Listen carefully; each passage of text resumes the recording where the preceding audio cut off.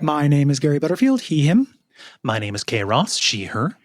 And you're listening to Watch Out for Fireball's Dispatch, our monthly Q&A topics listener response episode.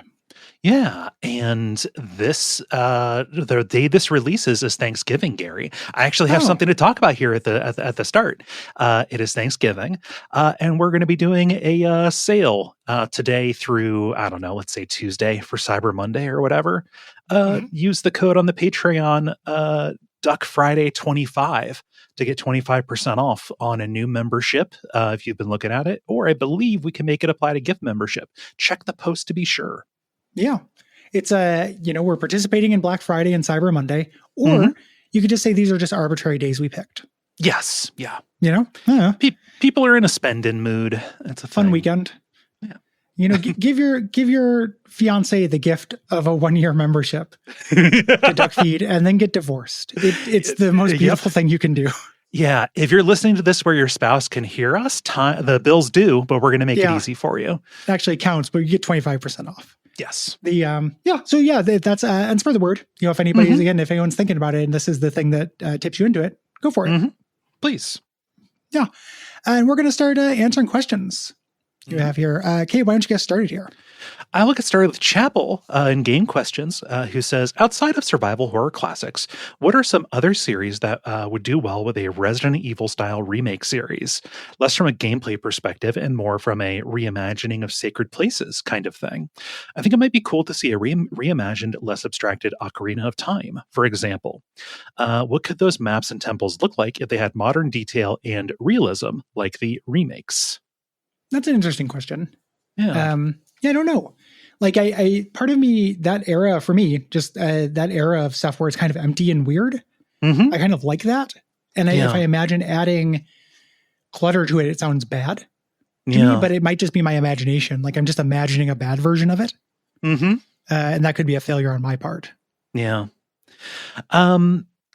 So like the weirdness and emptiness of the early 3D Zeldas is not the thing that turns me off of them. It is like one of the things that I hold dear and does endear me to them.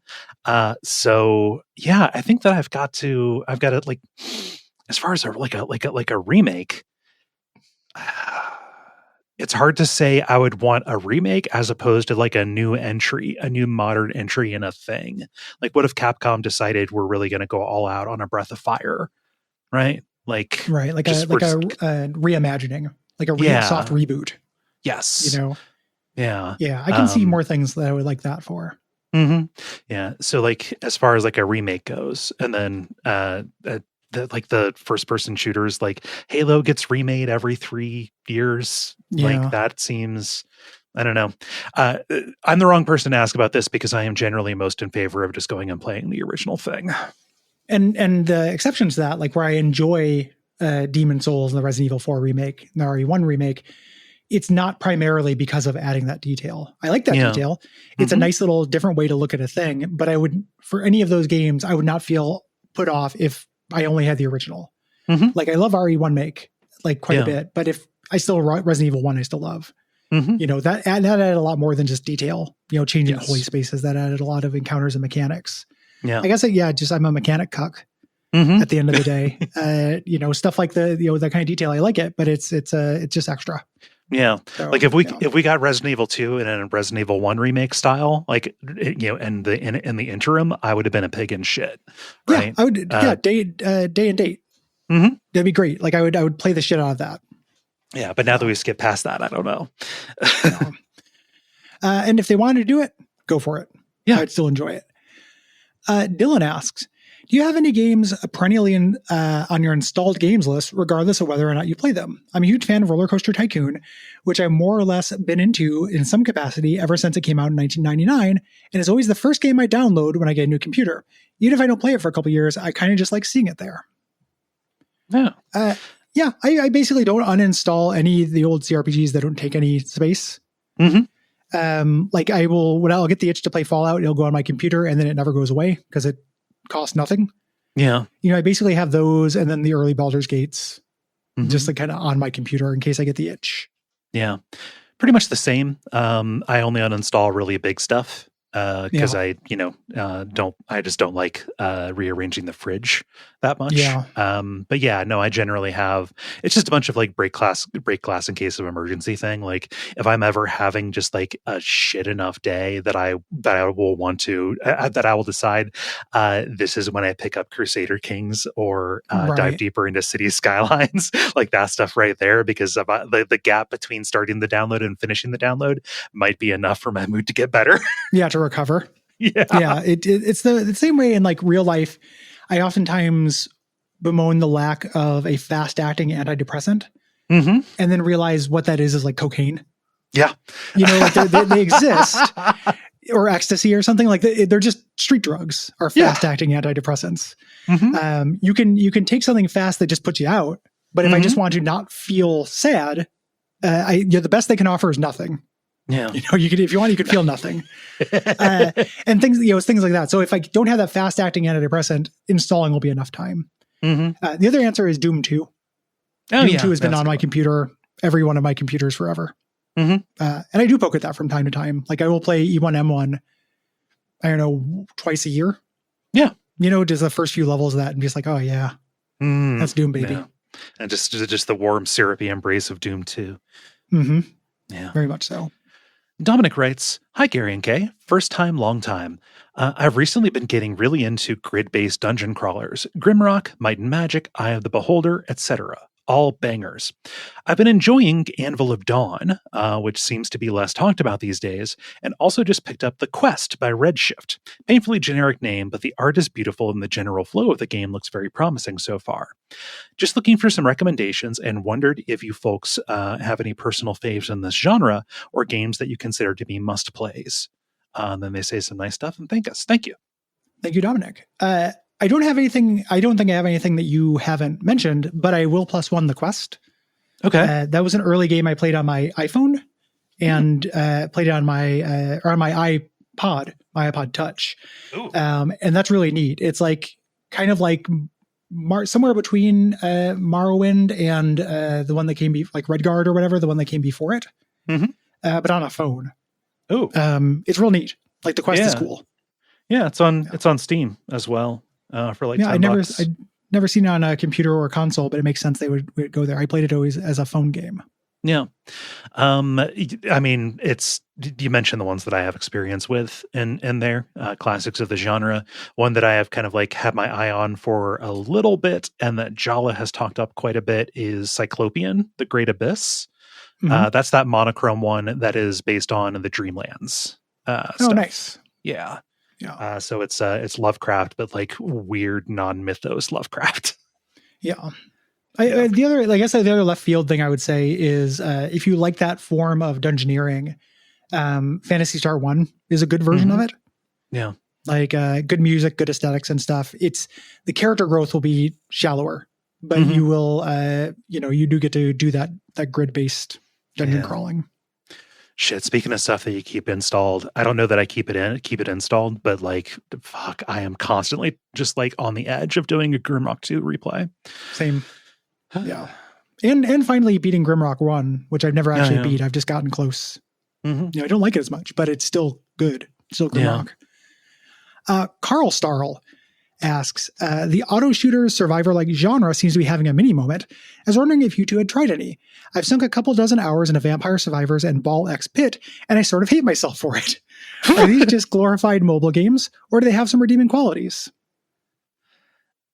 I mean, they've got redeeming qualities if you enjoyed them. Some redeeming qualities is a low bar. It's a very low bar. It's hard for me to think of a game that doesn't have any redeeming qualities. Like, yeah, there's some redeeming qualities. Yeah. Like a game that doesn't have any redeeming qualities is like sports gambling. Yeah. Right? Slot machines, literal slot machines. You know, regular gambling. Yeah. I don't like them. They're too close to incremental games for me. I think that the auto shooting is a detriment. I want to dodge and shoot. Like Isaac does that for me. I don't want to just automatically shoot. And the euphoric moment that people feel in those games where they kind of don't have to play it anymore because just stuff's exploding on the screen, that's hell to me. Yeah. If I get put in a place where I don't need to be playing the game, that is a fail state on behalf of the game to Gary's dislike. So they're not for me. I've tried Vampire Survivors. I've watched a lot of Ball X Pit. They both look very not for me. And I love Breakout.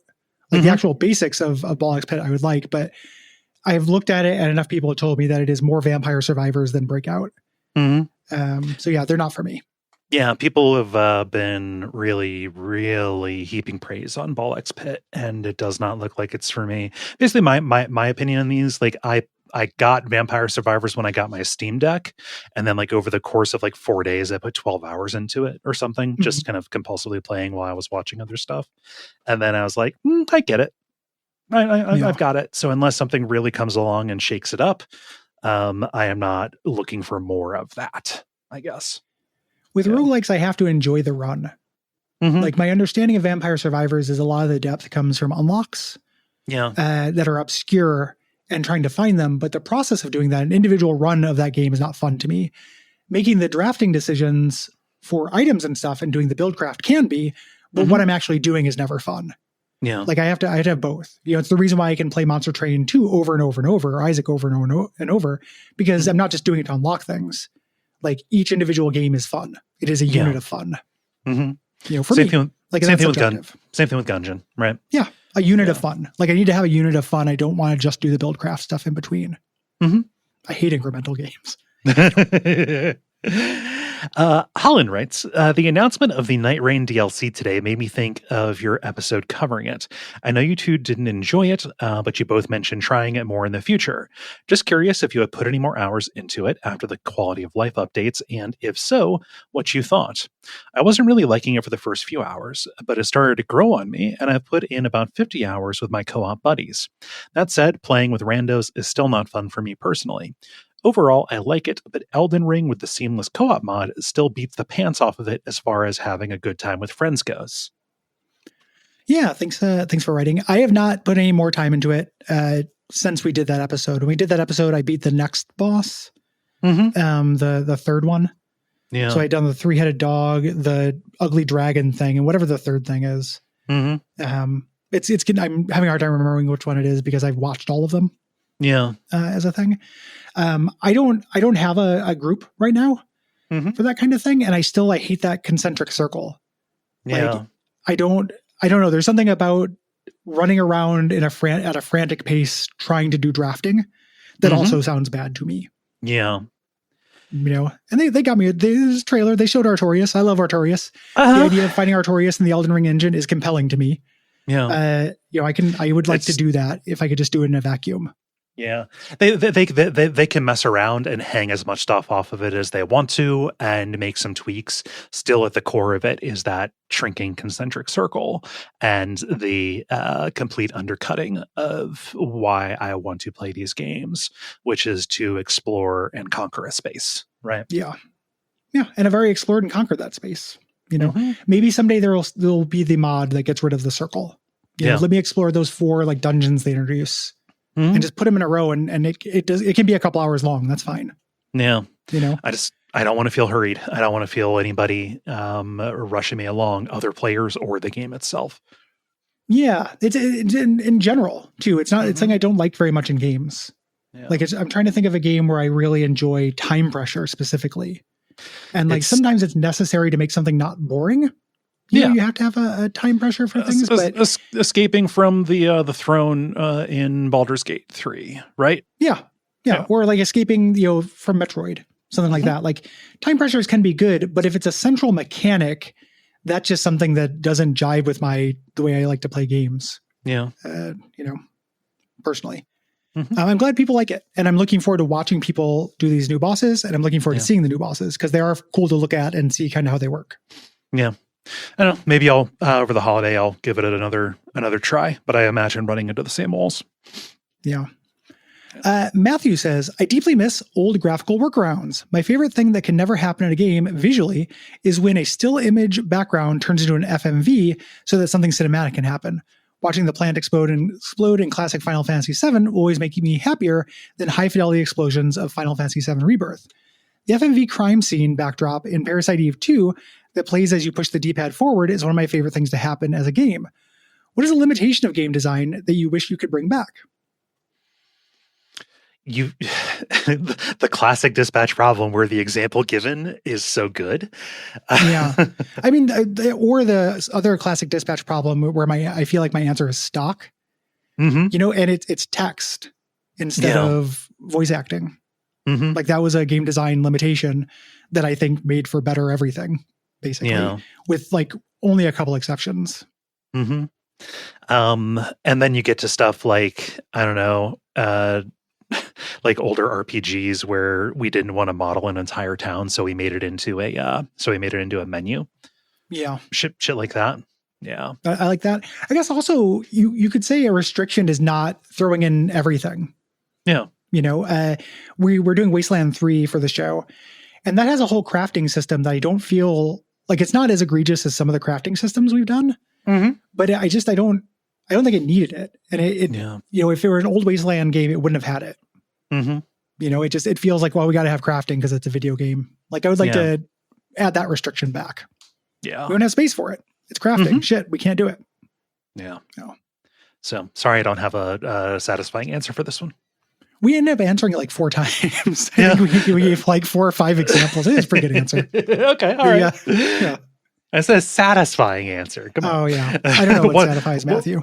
Yeah, one as good as what Matthew provided, because those anytime about like a still background moved and you didn't expect it, even with the blur that was inherent in the compression on a PlayStation, still into it.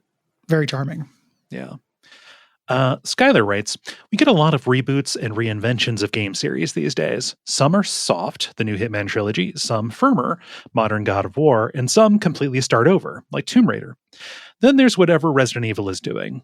What do you think of reboots overall? Trend chasing by the industry, or worth knowing when a series has become overburdened and needs to start fresh? Any particular favorites or hated examples? I think this is good. This doesn't bug me, as long as the original is still around. Yeah. And like available. So like good ones are, the one, the Hitman trilogy, obviously, like having now played Blood Money, I'm very grateful for that soft reboot. I like I played the God of War 2016 and liked it. It wasn't my favorite thing in the world, but I liked it.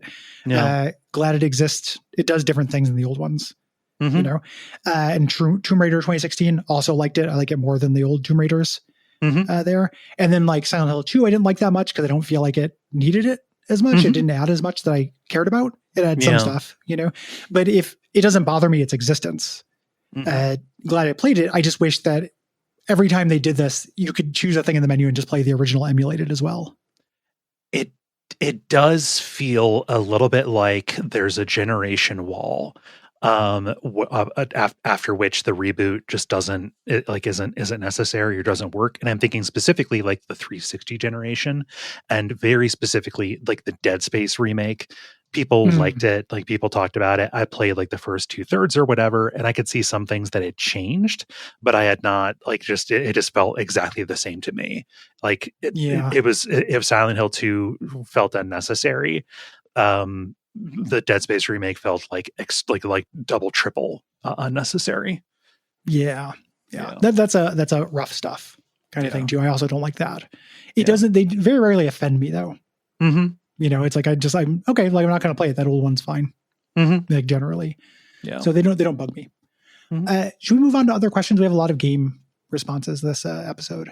Should we move on to lifestyle? I think we should. Yeah. Luke says, I have friends from work whom I would never hang out with otherwise, and also friends I met through work who are lifelong ride or dies. I have friends I have met online who I don't think I'd connect with in person, and friends from my hometown I never speak to online. If the two of you had met through something other than the Something Awful forums, what scenarios would you have been most or least likely to result in friendship? That's a complicated question. That is. between us. Yeah. Like, I think we would get along just fine. Like, it'd be us like going to school together. Yeah. I think we need something to be around each other enough to like feel each other out in a non-sexual way. Yeah. Feel each other out is always one of the grossest. Yeah. It's too close to eat out and feel up. It sounds like a portmanteau of those two things. Like, it's right, but it sounds like it. Feeling you out. Like, I'm going to feel her out. It's gross.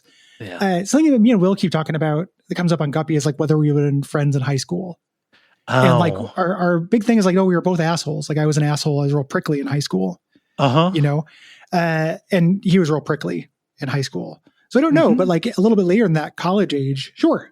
Yeah. I think we got along. Like finding the same things funny is the cheat code. That's what makes friends. Yeah. I think.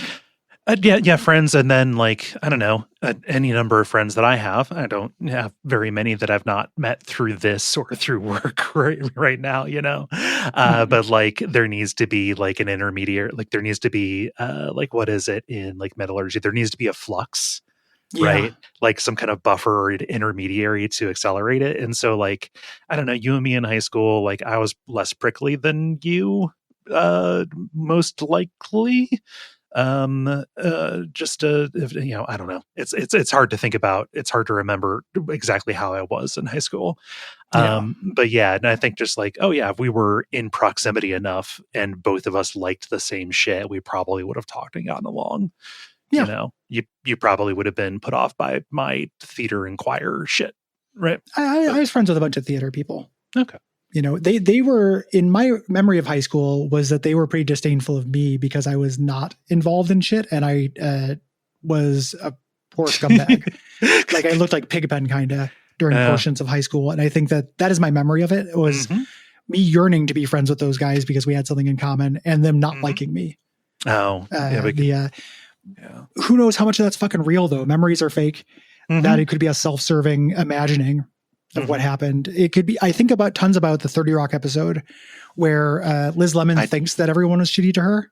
And then they show the actual situations and she was just awful. Yeah. Like everyone is mean to her because she was awful. And I feel like that's probably a pretty well observed thing. I think that's probably true for more people than would like to admit. Yeah. I mean, it was definitely true for me in some instances. I don't know. It's hard because I was also, and I recognize that a lot of that was dissociation too. Sure. So it's like, I don't know. Off the hook. Absolutely. Everybody, it's a disease. It's actually a problem to say, to think about that. Nobody can be mad at me. You're not allowed. Yeah. Let's see here. Jonathan writes, "Hey, y'all, I've got good news. Within the next couple of months, I'll be moving to Portland to pursue a degree in radiography. Congratulations. I've got a couple of friends in the area, but it'll be my first time living in an actual city. Gary, as a longtime Portlander, do you have any tips and tricks for living in the area? Exactly how many Antifa super soldiers dealing fentanyl to school children will I have to evade on my daily commute?" 3. Okay.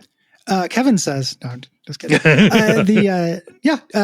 Great. Yeah, it's a great city. I think you'll enjoy it.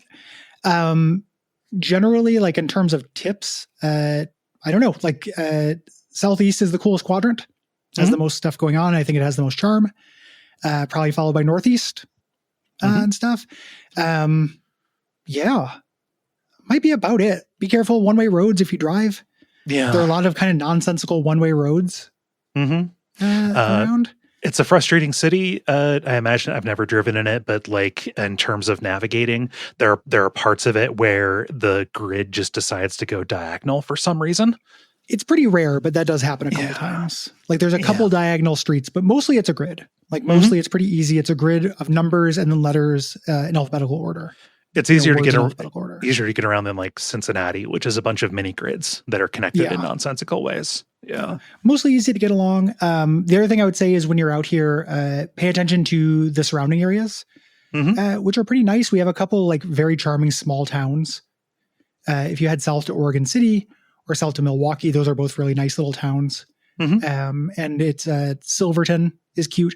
There's a lot of like stuff within surprisingly short driving distance that is really like darling.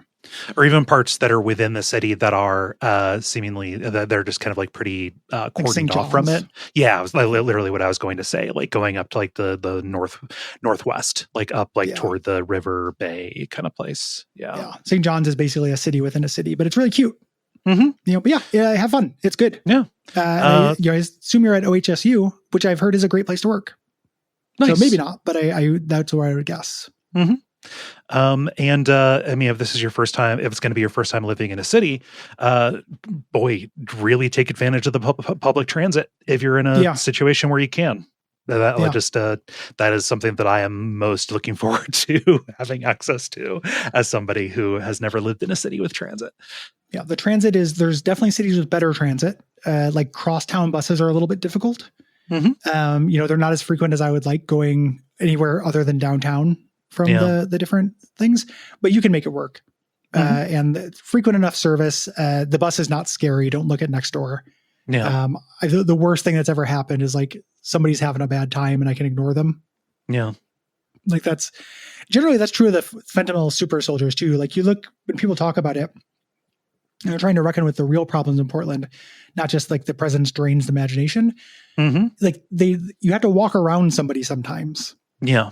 Like if you can imagine walking on the sidewalk and maybe there's somebody who's probably on fentanyl, they're leaned over. Doesn't happen all the time.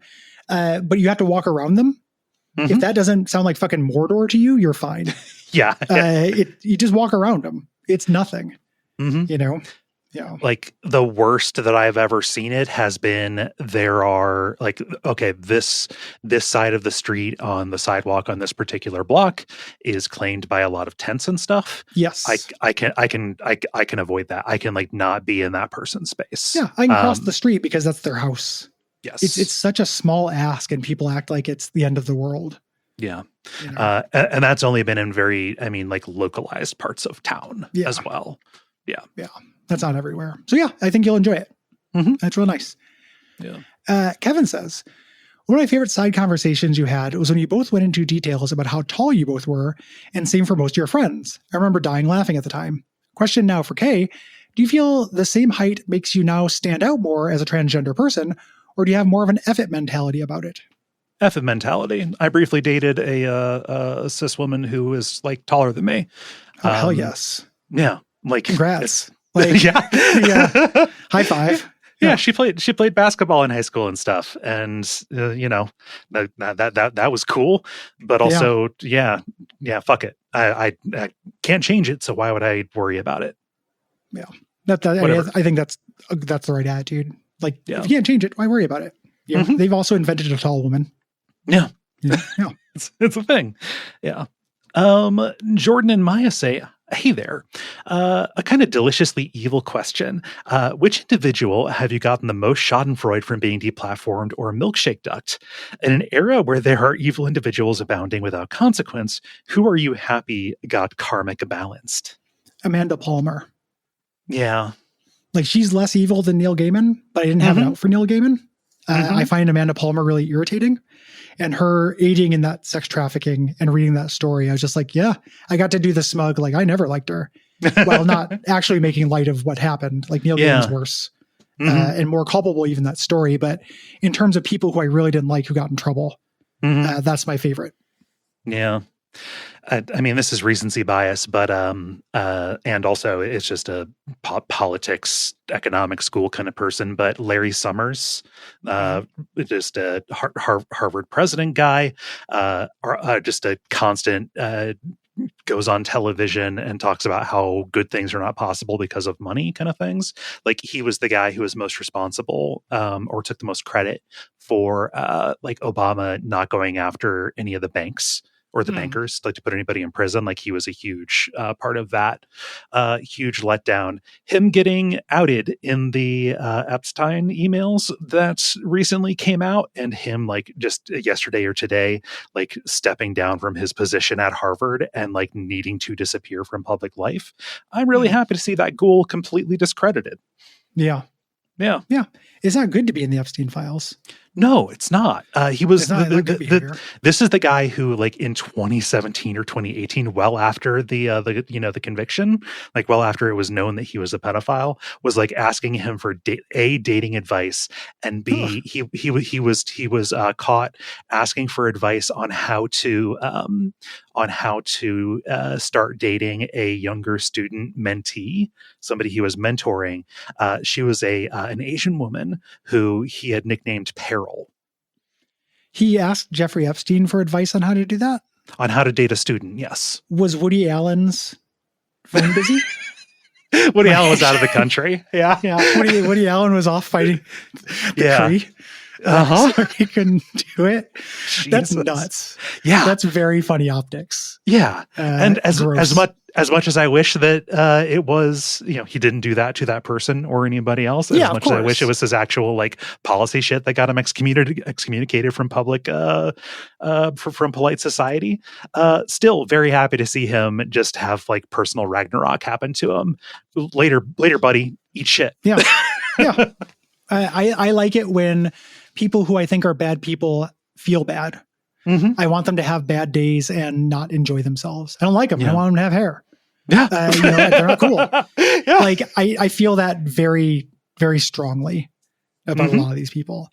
Yeah. It's my response whenever like this doesn't happen as much anymore, and I don't run into it as much with my news fast, but part of the cycle of being online news stuff is something bad would happen to a ghoul. Somebody would be like, this is awesome. That bad thing happened to that ghoul. And then there would be a whole chorus of people jumping on a live grenade to say it won't make a difference. Yeah. And that sucks. Yeah, sure. Of course not. Yeah. Nothing makes a difference. We're in hell, but, they didn't like it. They had a bad day. They're super mad, like when I see like Trump is like, this guy's clearly having a bad time right now. Yeah. That makes me happy because I don't want him to enjoy his life.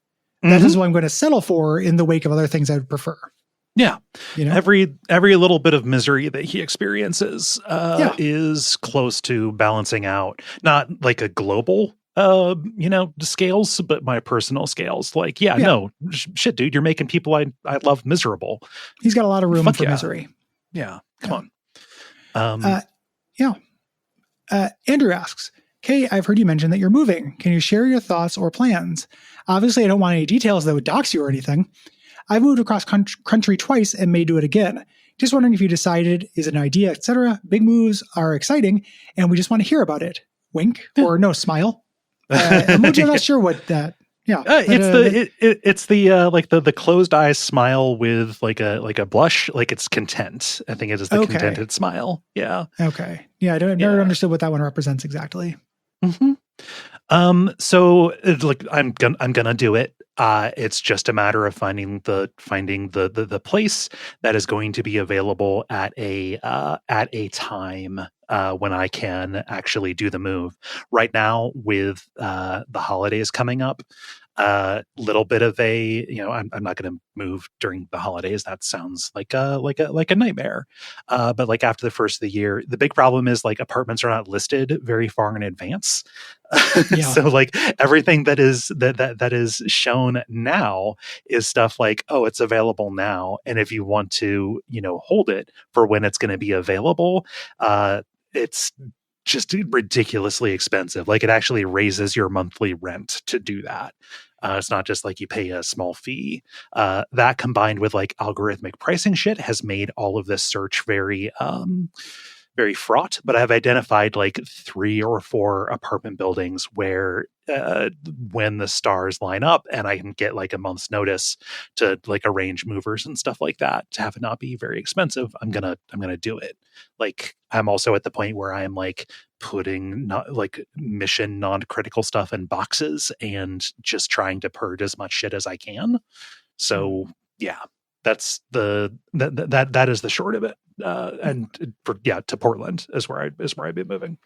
Adjusting how far out apartments booked was such a adjustment. Moving to a city, like in the college town where I grew up, you would line up an apartment 6 months in advance. Yes, like it was literally there was apartment hunting season that was before the new year started because it was a college town, and you would do it in like March.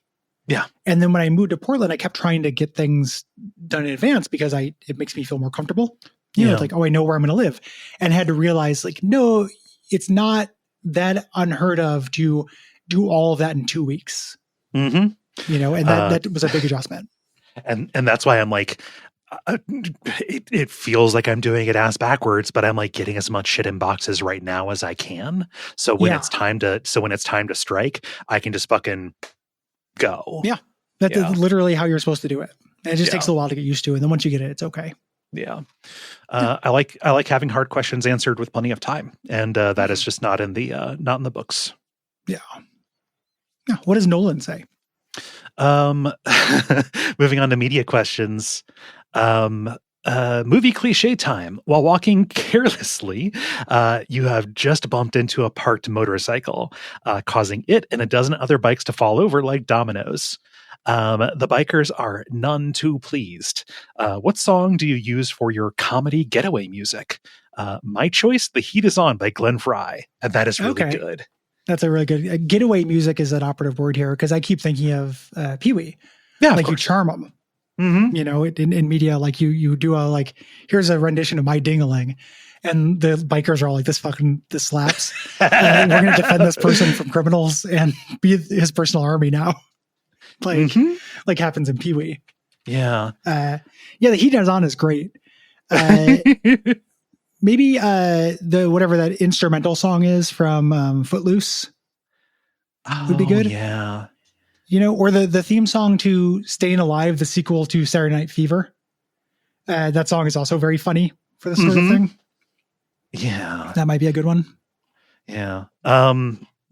For some reason, when I'm thinking about this, it lyrically, it does not make a lot of sense. But Working for the Weekend, specifically for that, dun dun dun dun dun, you want a key to my heart, dun dun dun, that kind of thing, really really works for me. Yeah, it'd be good. Like basically, that's the decade for it. Yeah, yeah. Trial Flight says, I've been going through Adaptation Decay backlog, and the secret level episode covering the infuriatingly shitty Mega Man short got me thinking. This was a while ago, but Kay's comment about how ready-made the classic Mega Man series is for a cartoon adaptation really resonated with me. My question is, what beloved game would you absolutely fuck up by making it a movie? Just completely miss the point of the original. Bonus points if it's already got solid characters and a basic story that's easy to build off of, but you can just shit all over it by making it an isekai or something. Get some cursed casting choices in there too. Really scum it up. Boy, that Zelda movie looks like something to really, looks like dog shit. Yeah. But I also don't think that has solid characters or a good story. Yeah, no. I just, like making that into a linear narrative. I don't know. That just seems like it will really suck. Yeah. Don't care for it. Like maybe it'll be fine, but I'm pretty skeptical. Yeah. I'll take, this is an obvious answer because it's also Nintendo, but I'll say Metroid. Because that game, what they would do is they'd introduce other characters. Yeah. If they did that as a movie, and that would ruin it. It ruined it for Fusion, and it would ruin it for all the other games that do that. Yeah. And then in terms of casting, let's say Chris Pratt as Samus. That's the thing. Like, no. So like her voice comes through the suit filter the entire time, and then at the end, because the movie's gonna it's Chris Pratt. Yeah. Like shit. Fuck it. And then if you go to a theater at a certain time, it's Chris Pratt in a bikini the entire time. Yes. Yeah. If you buy your ticket while winking enough, you get the special glasses. Sorry. I like it being special glasses. Yeah, the X-ray specs. Uh-huh. Yeah. I don't know. Like it really just fuck. Can you imagine trying to make like a Baldur's Gate movie that adapted just the main story of that? Yeah. That would really difficult. That would suck. That would just be trying to do too much. Why the D&D movie did so well by just coming up with a new thing. Yeah. And adapting like the play, like a short campaign. Yeah. Much better. Mm-hmm. Yeah. Harder to think of one that would work. I know. Yeah. Just stop doing it. Oh shit. How about this? A River City Ransom one. just like literally just do like the Warriors, but like Japan, like that Okay. kind of style. Yeah, I'd be down for that. Yeah, it might be good. You know, unless they were all Chris Pratts, like that was one of the gang. This is like the agent in the Matrix. Yeah. And like a Yakuza series, it always made sense. I know that there was one in the works or is one in the works, but Yeah. Let's see. Cinderelf writes, Gary, at least, has stated a disinterest in watching the new Superman movie. Not sure what his K position is on this, but I'd love to hear it. I watched all of Tim Gunn's live-action DC work over the last 6 months. The second Suicide Squad movie, season 1 of Peacemaker, Superman, and then season 2 of Peacemaker. It's all really good, and that's coming from someone who's not very interested in DC heroes. So I was wondering if you have watched or have any plans of watching any of those. Tim Meadows plays probably the 10th most important character in season 2 of Peacemaker, with some really good bits in the first 2 episodes. So you should at least watch those, if nothing else. Yeah, and then they acknowledge that they said Tim Gunn instead of James Gunn, who is a Project Runway guy. Make it work, Crypto. Yeah. Make it work, Peacemaker. Yeah. Whenever I say something like that, it's true, but it's worth considering it within the context of me not taking in that much new media. Mm-hmm. You know, it's not so much that like if you tied me down and like maybe watch Superman or the Suicide Squad movie or Peacemaker, I would revolt. It's just I don't have the urge to do it because it's not like I cannot abide a hot girl. It seems stupid to me. Yeah, I don't want her to have hair. Like it doesn't. It's not logical. Like me liking X-Men shit and slopping that up, and me thinking the Justice League is dumb is not logical. But it just, there's nothing to pull me towards it because I have no attachment to it. So if I watched more movies, like I would certainly watch it, but I just don't watch that many movies. Like if Liv came home and said, I really have a wild hair to watch the new Superman movie, it doesn't seem like something she would do, but you're like, okay, yeah, no, there are worse ways to spend 2.5 hours. Yeah, I'm sure I enjoy that. Mm-hmm. Like I would probably enjoy it. I just nothing's pulling me towards it. Mm-hmm. You know, and same thing with Peacemaker, even though that's a little bit more compelling because I like superhero deconstructions a lot. Yeah. The other thing too is I can't be trusted with narrative TV because I binge it. I get, I'll just kind of waste the day doing it. And then I just feel bad doing it. It's okay to watch TV all day and rest, but I don't like setting that up as an attractive nuisance for myself. Mm-hmm. Yeah. Do you want to, the last media question I think will be fun and we'll get a little bit more, the one that's a little bit shorter there. Yeah. And then let's do show and get to the topic. That makes sense. And the lightning round. Mm-hmm. Oh, yes. That. Yeah. Yes. Matt Bixler, hello, says, there hasn't been a tube talking in a while. Consider this your excuse to recommend stuff you've been YouTubing lately that you haven't gotten to bring up on the show. Yeah. Yeah. This is not a YouTube, but it is like a short video, like algorithm thing. You might be able to see it on YouTube.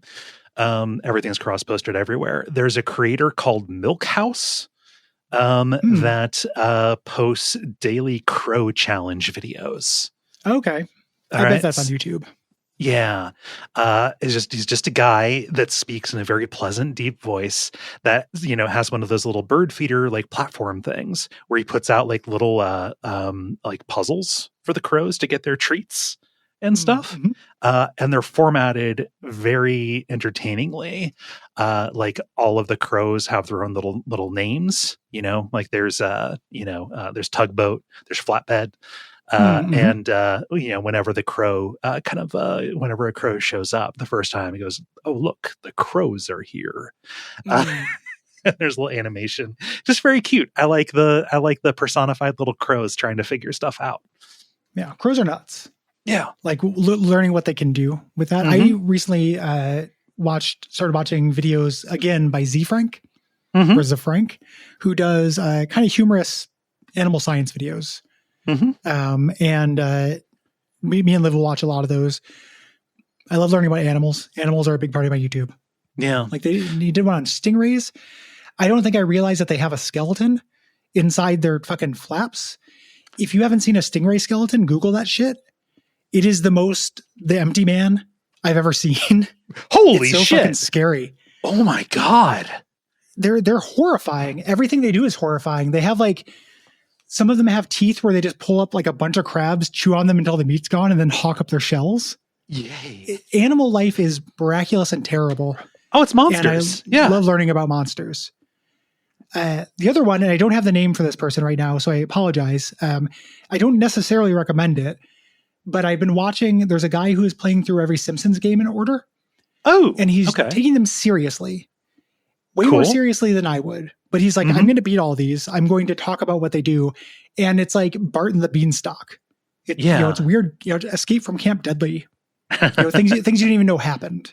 Yeah. There. And it's just kind of softly compelling. I'm learning about these really obscure games with somebody who's doing a deeper dive than I think they deserve. And it's they're too long and they're a little repetitive and everything, but I've been enjoying those.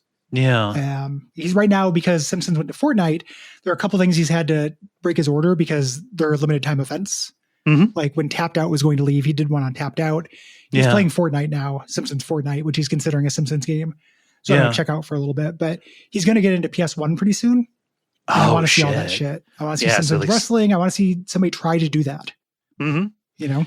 That is a really good idea for a project. Are these edited, or are these just like his Let's Plays of them? No, they're edited. Yeah. Okay. I don't watch a Let's Play. Like generally, I don't really like it. These are edited, and he does every port of them as well. Whoa. So like watching him do Krusty's Funhouse and then like talk about the Game Boy port and the Genesis port and stuff, it's more in depth than it should be.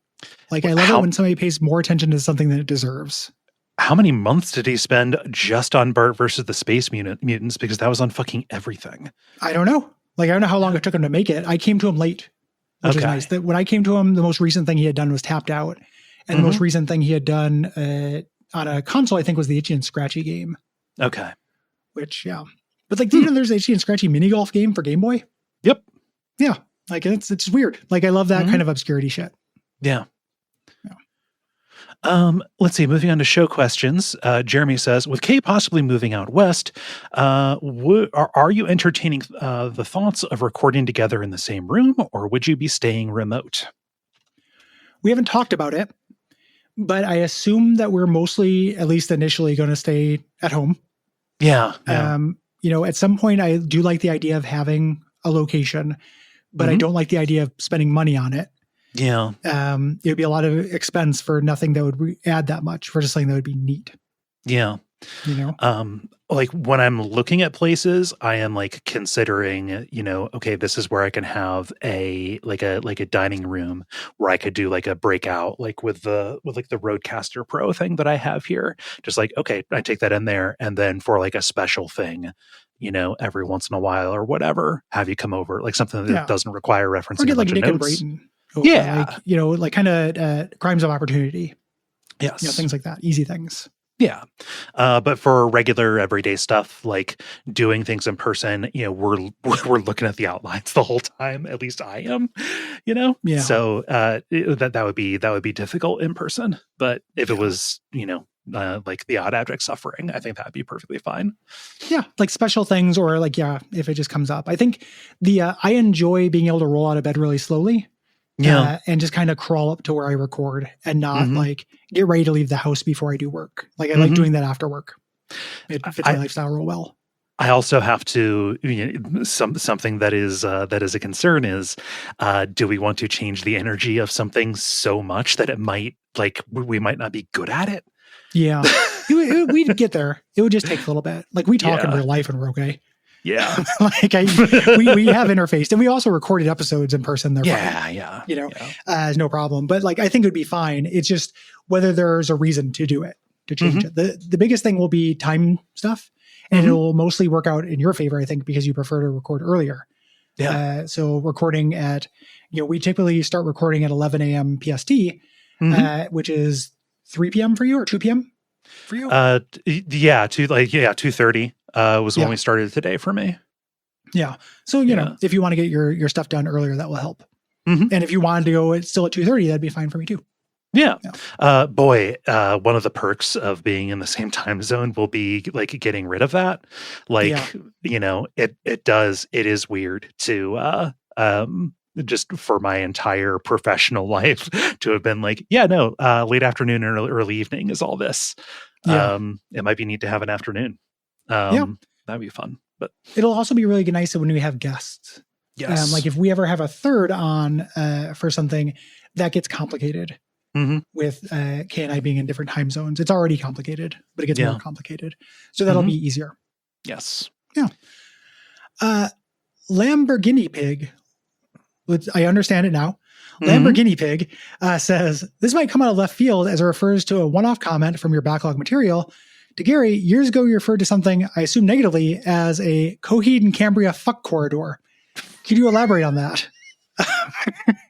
Probably not. Yeah. Fuck corridor is a suffix I use generally. Right. I was probably talking shit about a band. I'm a music snob. It's not my best quality. And I was probably talking shit about a band and being like, it's in the Coheed and Cambria fuck corridor. Yeah. Just a general kind of music that you are personally dismissive of. Yeah. So, I don't like. Yeah. Of that. Don't want it to have hair. You've been saying that a lot lately. It's really useful. It is for just like spite. Like just allowing yourself a spite. It's not logical. Coheed and Cambria don't hurt me, but I don't like it. I don't think it's good behavior. I don't think you should do that. Yeah. Yeah. Makes sense. I can't change it. I'm not taking it away from anybody because I don't have the power to, but I don't like it. I don't like that it exists. Don't want it to have hair. Okay. Yeah. Mateus writes, This is lightning round. Yes, this is lightning round now. Have you guys played any good Pokemon clones? I've played Pokemon clones, but I've never played a good one. Yeah. Like Jade Cocoon. PS1 is kind of a Pokemon clone. Dragon Quest Monsters and Game Boy Color is fine. Or Dragon Quest Joker, maybe. I can't remember which one it is, but it's fine. It's not good. It's fine. Yeah. I don't know. There are enough Pokemon games that come out, and I am hungry for those rarely enough that it just makes sense. I would just pick up whatever the most recent Pokemon game is. Been forever since I think the last one of those that I tried was like Moon Sun, maybe. Yeah, I don't know. That was me up until just recently, and now I'm playing through Pokemon Sword. It is a huge depression signifier. It is a recession indicator. Yeah. The likes of which the world has never seen. I need to play something that does not require anything close to thought. I'm sure this joke has been made on like an old penny arcade or some shit. Yeah. But Pokemon is funny because it's like a whole world where everyone does rock, paper, scissors tournaments. And when you go into the tournament room, they're like, okay, this is the scissors dome. We're just going to keep playing scissors.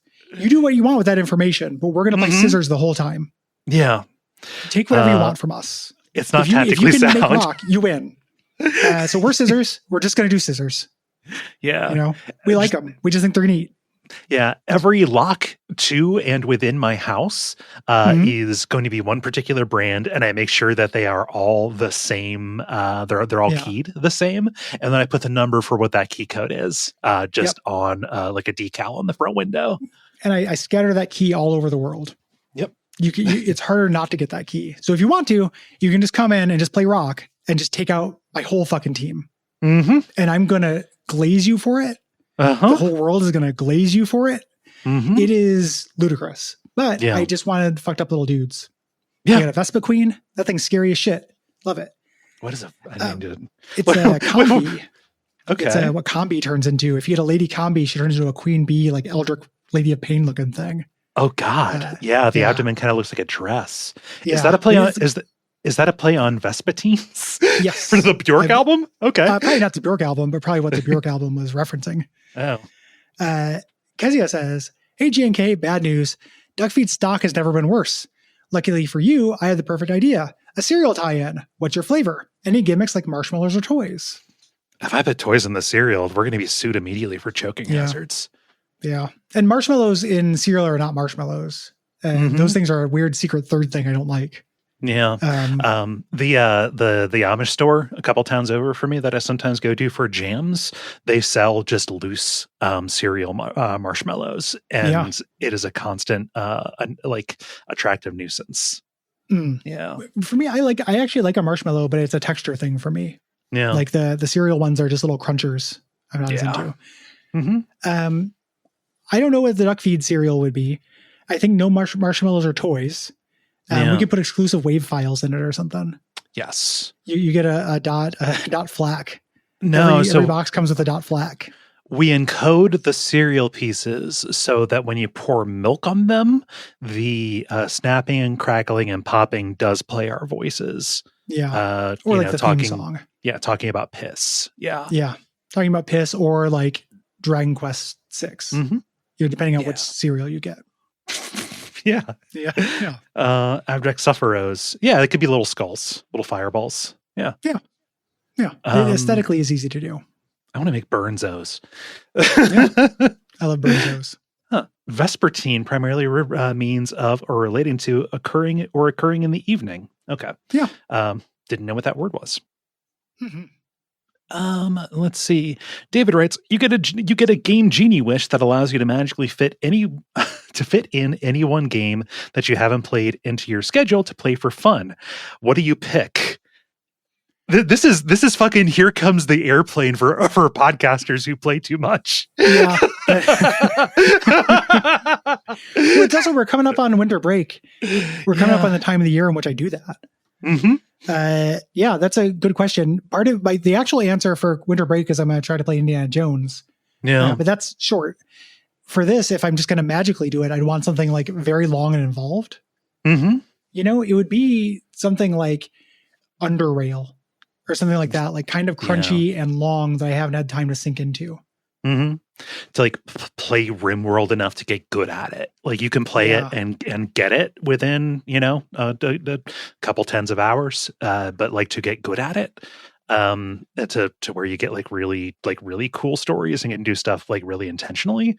I've got to play it for a long time. So yeah, that, or, give myself a chance to again play a Paradox strategy game or whatever.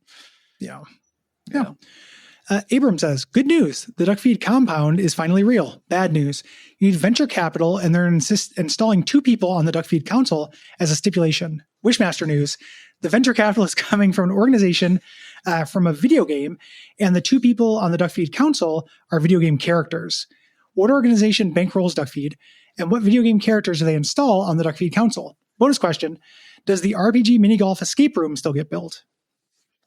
With enough capital. Yeah, depends on how generous the company is. Yeah. So like Capcom, and we get like Leon and Claire. Yeah, I would trust them. Yeah, or Leon and Jill. Yeah. No, Jill gets brainwashed. I wouldn't want her. She would be. Yeah. She gets a horrible dye job. If there's a fucking dress code, you don't get to look like that. And Wishmaster is coming from an organization. It's an organization from a video game. Oh, okay. Well, Stars. Yeah, Stars. Yeah, I would say Stars. I think that's probably the safest answer. Mm-hmm. That would be my answer. Yeah. So if that's the case, it would need to be, well, Leon wasn't on Stars. It would be Chris and Jill, or Rebecca, or Wesker. I'd rather have. I don't think I want Chris. I think I would rather have Rebecca, and I hate Rebecca. Yeah. Like I think, and Jill gets brainwashed. What Jill and Barry. Come on. Oh, Barry. Yeah. What kind of organization does Leon work for? He eventually works for some bullshit. I think he works for the United States government is the thing. Okay. Even in the 6th one, he didn't like join the BSSA or Anti-Umbrella or any of the things like that? No. He was he had gone rogue from the Secret Service in 6. Gotcha. Yeah. Barry, and then Jill, pre-brainwashed Jill. Yeah. And if Jill's going to be brainwashed no matter what, I would say Barry and Rebecca. Mm-hmm. Yeah. Makes sense. And then videogames.afghanistan has a couple here. So lightning round. Did you miss me? I don't want to say I didn't notice you were gone. But that's kind of true. Your name. Yeah. But like also, yeah, I hope you're okay. I didn't notice you were gone, but I hope you're okay. Yeah. Hope you're doing well. Yeah. 15 seconds on Silksong, please. I haven't played it. I'm kind of vaguely curious. Yeah. That is my 15 seconds. I'm not in the mood to lose at a game right now, as see the previous Pokemon discussion being glazed for choosing rock at the Scissors Gym. I do not want to play a hard thing where I fight bosses over and over. No. Too hard, and I think that is a valid criticism. Yep. Final question they have. Is Gargamel more threatening when he wants to eat the Smurfs or when he wants to turn them to gold? Both are bad for the Smurf. Yeah. The eating, I think, is more for sport. Like if he turns them to, unless it's the only thing he can eat. But like, we know apples exist in that world. So he could eat apples. The gold, at the very least, he can get out of use of them. Yeah. So I think the gold one is a little bit more like selfish. Yeah. But more useful, I guess. Yeah, I guess it's tricky. They're both pretty bad. Curveball. Regardless of if he eats them or if he turns them to gold, they are still conscious when he does it, like after he does it. Okay. After he does it? So when it's conscious in his belly? So when it's the eating thing, it's kind of a vor situation. They can survive and reconstitute inside. And when it's gold, they are still aware when they are in the statues, but not when they're melted down. The gold is way worse. The vor one, they could unionize and like get out. Yeah. They could enough Smurfs and like eventually, and if they're just kind of like, if everything you ate reconstituted, you'd have to stop eating. Yeah, no. I just did you eat a whole apple and then you shit the apple. Yeah, you eat the apple, you shit the apple. Bada bing, bada boom, day in, day out. Hey, you're gonna shit what you eat, but you gotta shit what you eat. What you shit. Yeah, I think the gold one would be worse if they're conscious. Yeah. That would suck. And final lightning round, Matthew says, Bonefireside chat does not exist.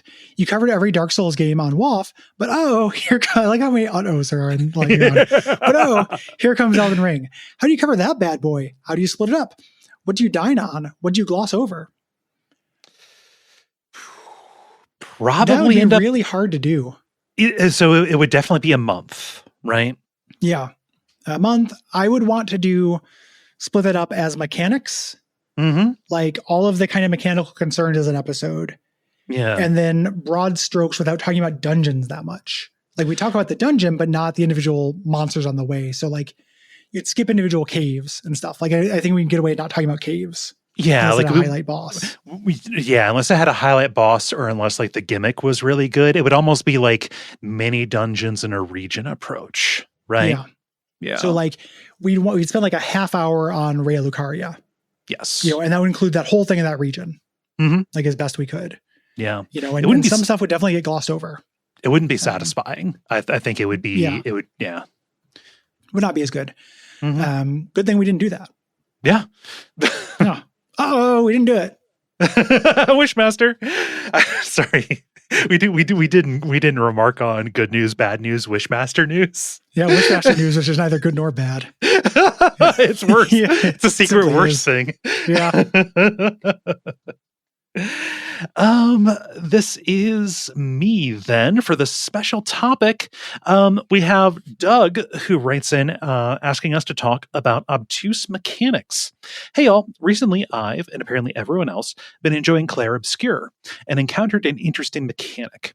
At a certain point when you make camp, you can converse with your party members and then the game will ask you if you want to spend more time with them, leading to a deeper conversation. If you do so, you have dialogue options, but regardless of what you pick, at the end you're told your relationship score has increased by 1.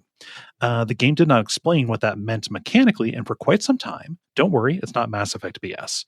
And for quite some time, they didn't explain it. It's not Mass Effect BS when it was revealed. Without knowing the effect, I was enticed to spend more time with these great characters and invest in them even more, even without knowing why. Can there be a positive value to obtuse or even unexplained mechanics? Cue world tendency discussion now. Yeah. The answer to me feels obviously yes. Yeah. Like there can be value to it because there's a lot of things this would apply to.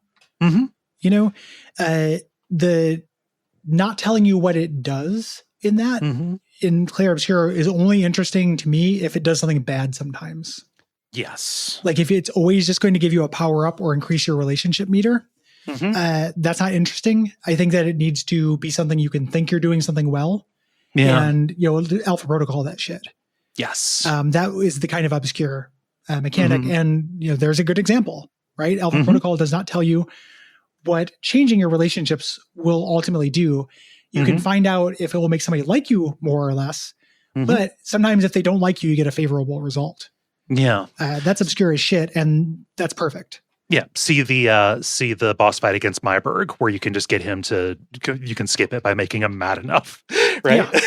Yeah, really, really good. Yeah. I want that. Yeah, you know the thing, something that makes you play against the people and think about it like it's a real thing rather than just showing you the mechanic outright. Yeah. So thinking about it, like obscure can be either it can be because you do not like, it doesn't show you the information, or something that I love that I think is genius about the Telltale games is the little prompts of who will remember that or who didn't like that. Most of those don't matter, but it tells you a bunch of it anyway. It's chaff. It's chaff, and like you get a reckon of like, okay, like, yes, you could probably tell just by looking at the facial expression, but like by making you think that all of that matters, it does lend a lot more import to the choices that you are making in dialogue, that ultimately is not that is not borne out every time, but enough of the time it is. Yeah, you have to know that it could be possible. Yes, it needs to do it just enough for you to be sure. Train you not to ignore it. Which is smart. That's a good mechanic, and that shows its hand fairly quickly. Yeah, but it is. I remember it feeling very revolutionary at the time. Like, it's kind of feels cliche now. Yeah, that we'll remember that, but it was really good. That is a real cool innovation. Yeah, I think. And I'm an unreliable person on this because I am amenable to a developer troll. Like, just if there's an entry in the menu where the number changes, like unrelated to anything, and you cannot establish a pattern and nobody can, I think that is funny and fine. Mm-hmm. Yeah. That's to me, like, I like it when it's to a purpose as a thing, and I want to get fucked over by it. Yes, like in a general sense, and I want it to have made sense. Like, I don't dislike a developer troll when I think they're funny. I just want to think they're funny. I don't like just being like, oh, this just made me start over because it was hard or it, unfair. It just killed me instantly. That's not inherently hilarious to me. But like an example I like to think about is in Fallout, the water merchants. Thing. They tell you this, but everyone acts like they don't.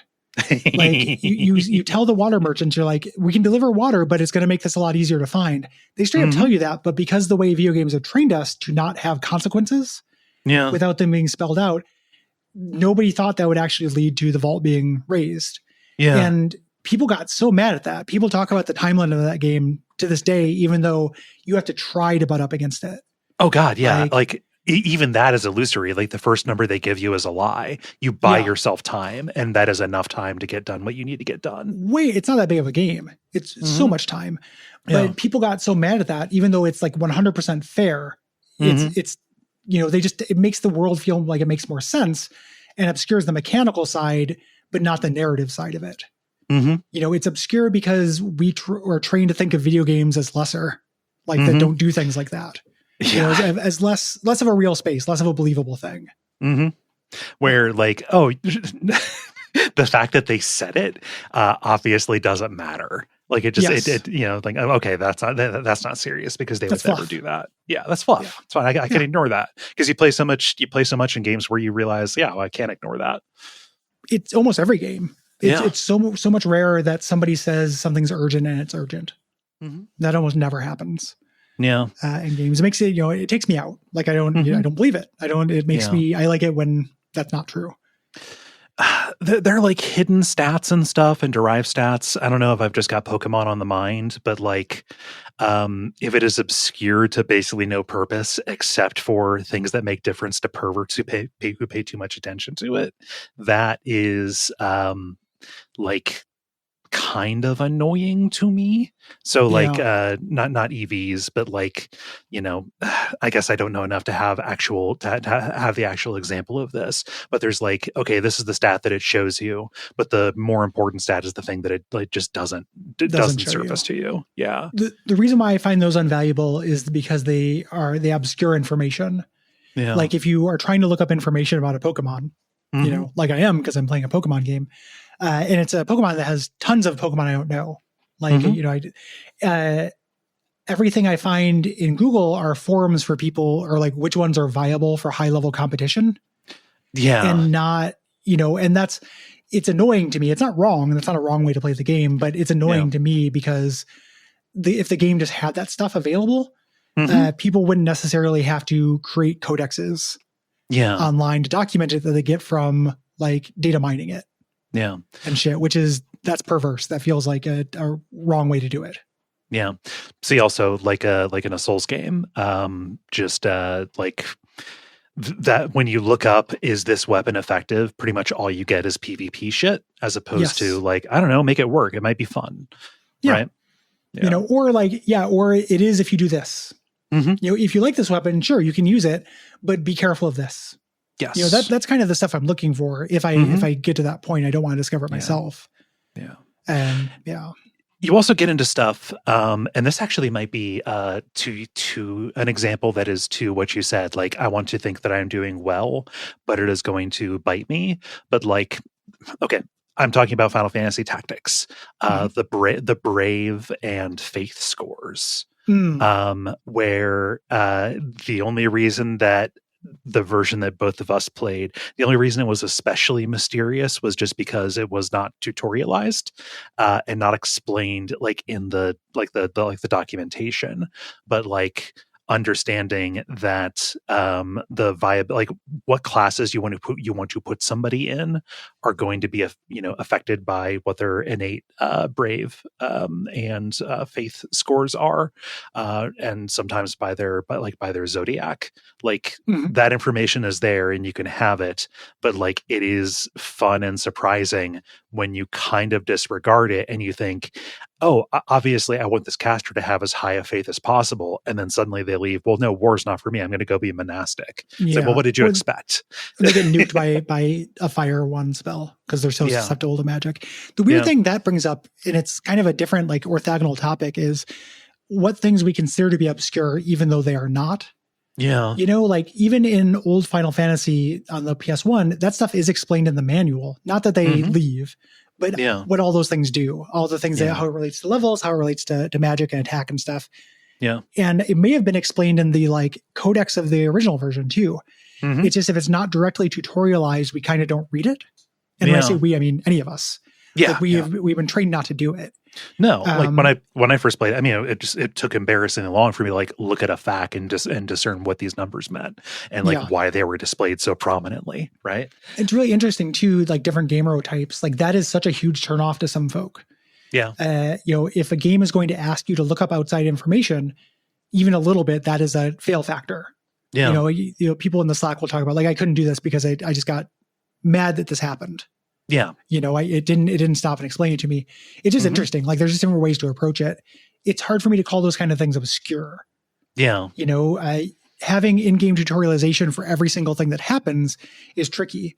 Like there are definitely games where I think they should do, like we talked about Against the Storm and how it doesn't talk about, like hostility. Yeah. Like it tutorializes a lot of things, but does not tell you what hostility does. I feel like that they probably had room for that. Yeah. But I could look up hostility. It's not hidden. It's just a little bit harder to find. There's a kind of a difference between something that's straight up hidden and something that's a little bit harder to find. Yeah. I mean, and since Doug brought it up, like where does world tendency fit in all of this? And yeah, because like I just associate that like Souls games are mysterious, like even just in the stuff that is overtly presented to you. So things like, especially early on, world tendency or vagrants or stuff like that. Just like this is just a weird thing that you kind of have to take on faith, and it even just exists kind of as an urban legend within itself. It doesn't tell you look it up. Like I think about world tendency a lot, and one of the things I think about is how I wish that nobody had before I played me telling me how to game it. Yeah. People say, oh yeah, kill yourself. Like in the Nexus, you don't want to go into a level human. I wish that I had just played it naturally and some levels were just harder. Yeah. Like I would have been fine. It's not that hard of a game. And it would have been cool. I wouldn't have optimized it and it would have been variant in a way. And I wouldn't have had the artificial like fantasy ruining thing of committing suicide off that same cliff dozens and dozens of times. Yeah. That's something where it was obscure and people kind of figuring it out and data mining it made it worse. Yeah. It is better that it was obscure, I think.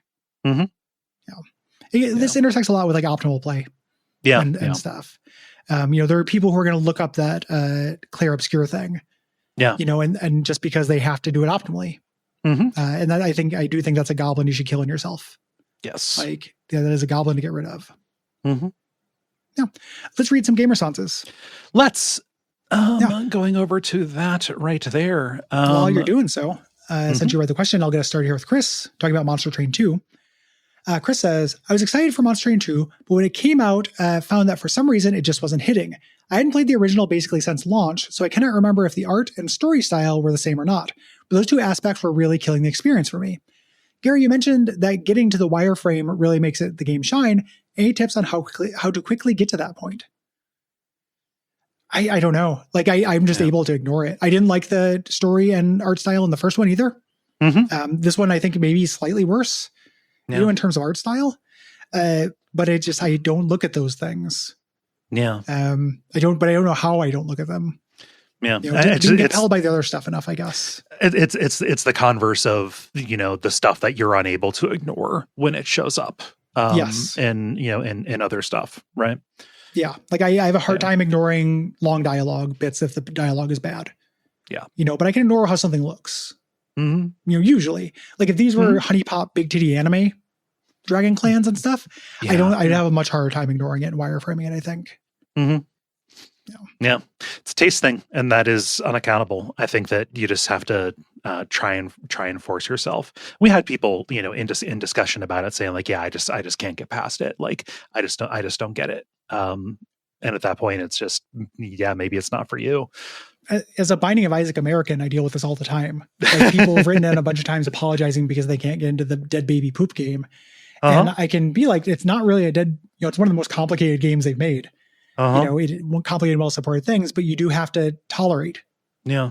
And if you don't, you get to choose what you tolerate. Mm-hmm. Andrew writes, at first I was a little underwhelmed by Monster Train 2.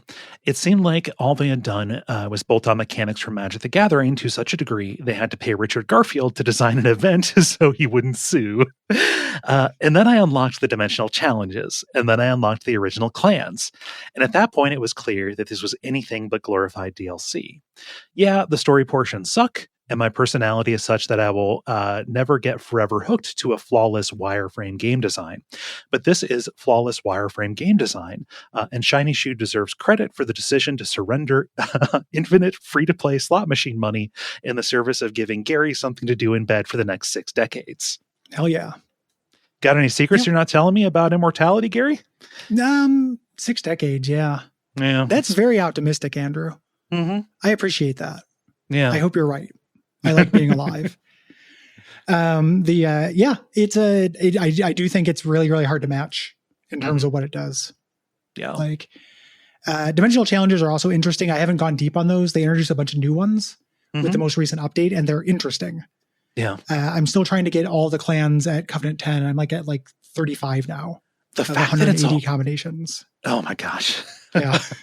But it's again, the run is fun. Like we were talking about earlier, I just roll up random and then try to do it. And if I fail, it's still fun because the process is fun. I don't need to make progress for it. The fact that the dimensional challenges are whole runs keeps me at an arm's distance from them, I think. I almost wish that it was like a smaller, almost like a chess par puzzle. 3, like a par 9. Yeah, but just with very specific circumstances, like you are in this situation with this deck and how do you get out of it kind of things. Yeah. There could be like puzzles and stuff. Like for me, a run, and it also depends on how long a run takes you. Like that number shortens as you play. Yeah. For me, like a run is like 40 minutes at this point, which is a fine amount of time to fuck around with a mechanic thing. Again, though, because I'm just doing it before bed. Yeah. I don't want to start anything new or start anything I have to think about. Yeah. Joey says, thanks so much for covering Monster Train 2 for me. I just want to say that it was a pleasure to hear y'all talk sugar about my favorite game from this year. It was interesting to hear how you each engage with the various levels of endgame it offers. My friend and I kind of have an unspoken rivalry when it comes to who can get the longest Titans win streak on triple random and the Covenant 10. Neither of us have broken 5. Bonus bragging rights if any of the runs have had no resets, rewinds, or gold badge. It's really hard, but it's fun to try to make certain clans work together while managing the weird different pyre hearts going in blind. We end up figuring out some crazy combos and discovering a new broken something in this game is the secret sauce that personally keeps me coming back. Are there any self-imposed difficulties, challenges, or modifications you like or have done to Monster Train 2 or any of your other favorite Forever games? Is that something that ever keeps you held on playing a game that you love, or you typically tend to just move on? I typically tend to move on. This is a Gary question more than anything. Yeah, this is a Gary thing. I've streaked that, and then doing Isaac Green mode streaks is, it's very fun for me, but it's also a recession indicator. Like it's comfortable. I do it if I'm not feeling great. And I've gotten a higher streak than that, but I didn't do random Pyre Hearts. So there's a huge asterisk on that. Yes. If I can do the Pyre Heart Dominion, I think I got up to like an 11 streak on Covenant 10 randoms, which was really good. And then I got fucked over by the Seraph of Aggression or whatever. There are more high cards than low cards in the Pyre Hearts, but some of those low cards are really low. Yeah. The high one, that Dominion one is fucking game changing. Yeah. Like it's not an easy mode, but it is the equivalent of being like 2 Covenants less. It's huge. Yeah. Trent writes, one of the draws of roguelikes for me is the possibility of breaking the game, and Monster Train 2 lets you do some pretty busted stuff.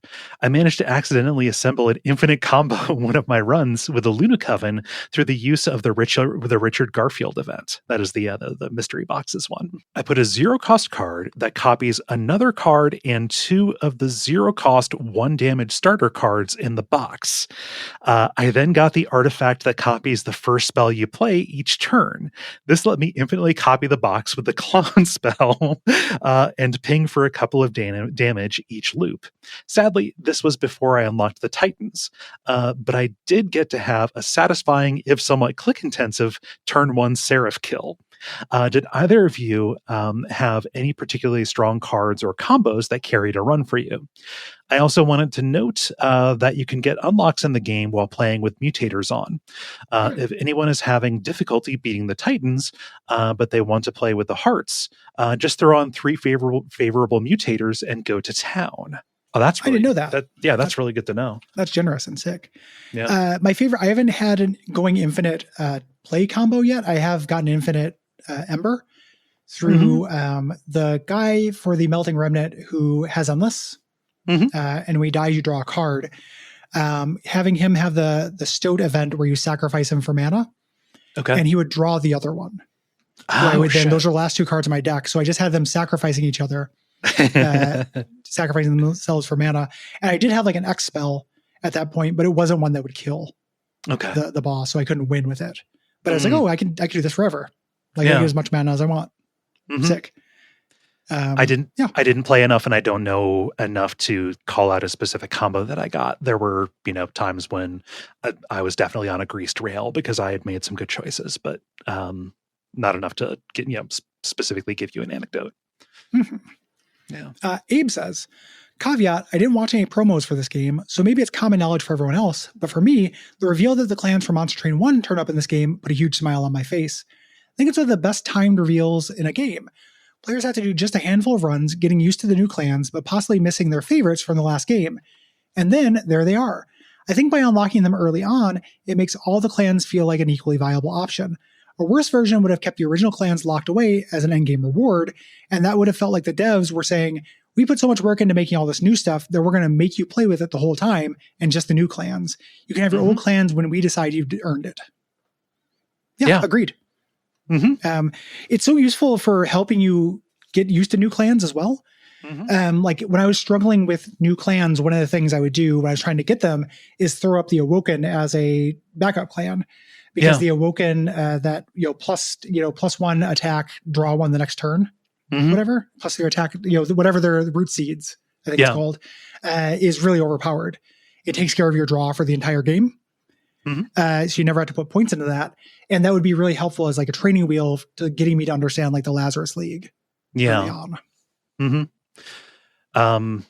I agree. It's really good that they like give you just enough time to get to know the new clans. And if I had played more of the original Monster Train recently, And I had the specifics of, strategies or notable cards from the original clans, like in mind, where I was like, oh, it'd be amazing if I had X that would really sing with this. And then to be delighted to find out actually that is in here and you can do that.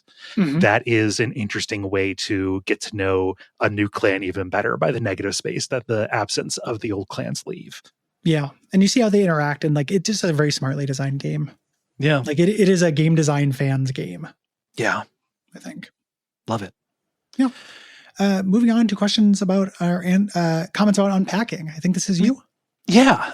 Jack says, the visual of being able to again enjoy one's own possessions after living for years in a place where those belongings were resigned to boxes or drawers, resulting from a partner entirely claiming a space, elicited very strong memories of my divorce, and really was the only resonant part of this game for me.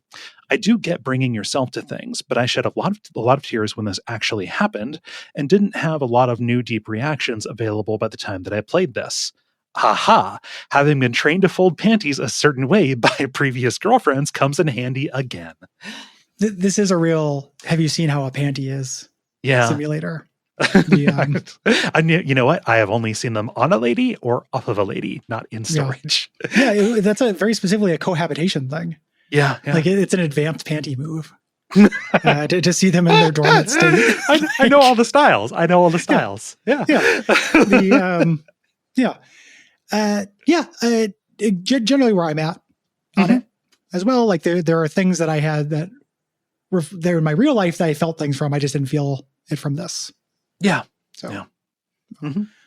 Naveen says, I really enjoyed the episode on unpacking and found your disagreement on it to be really illuminating. Like Kay, I really did enjoy this game, although not to the point of calling it a classic or anything. But the sorting and decorating gameplay did work for me. As for the themes and story, I found it quite resonant in the context of playing it in 2021. At least in Canada, we were still very much in COVID mitigation mode, and we're going in and out of lockdowns. For almost 2 years, it felt like life had paused. And what I really liked about unpacking was how it reminded me that life moves forward.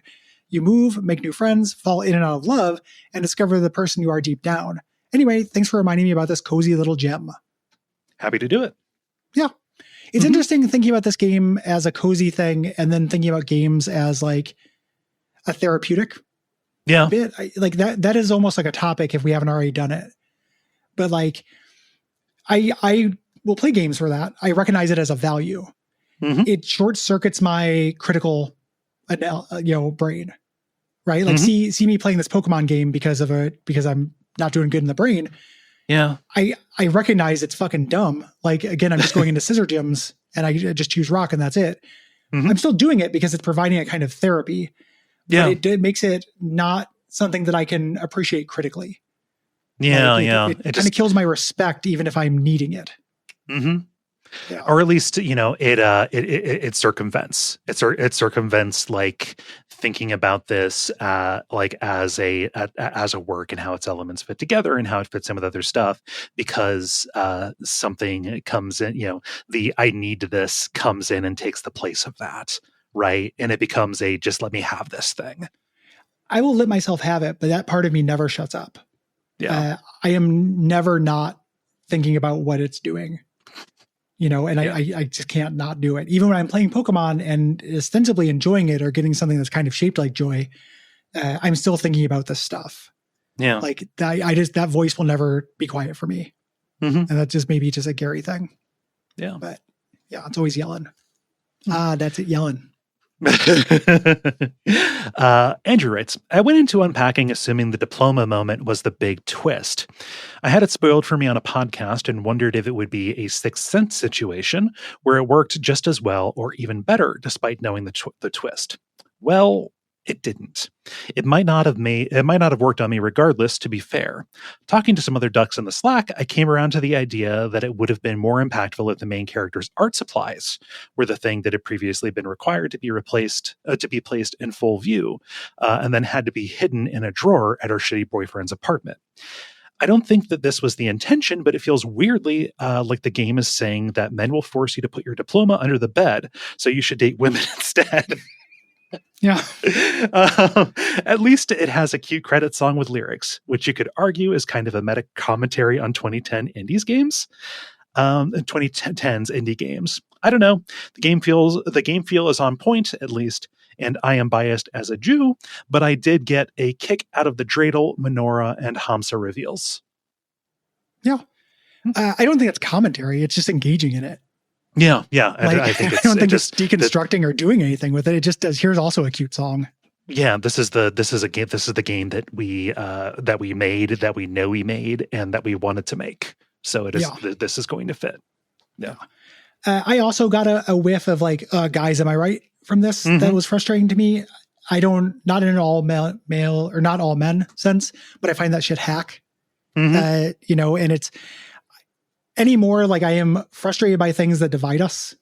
Yeah. Like that. I know that sounds like something that like a milquetoast politician would say, but I'm not into making generalities in that respect. I don't think it's good behavior for anyone, regardless of what they're making the generality about. Yeah. It's one of those that makes me roll my eyes hard whenever it shows up.